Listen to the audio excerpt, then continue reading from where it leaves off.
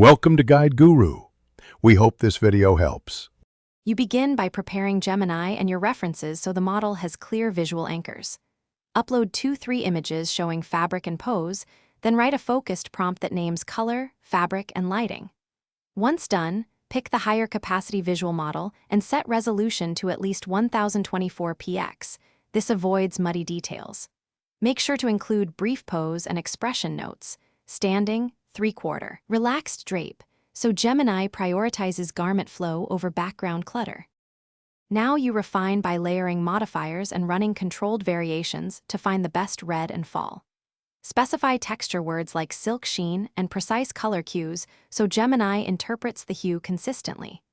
Generate multiple renders, then compare grains and highlights.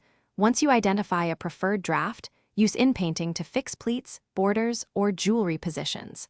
Make sure to lower randomness if you need repeatable results. Increase creative temperature only when exploring unconventional drapes. Finish by selecting the render with the best color and silhouette, then export a high-bit file for grading and retouching.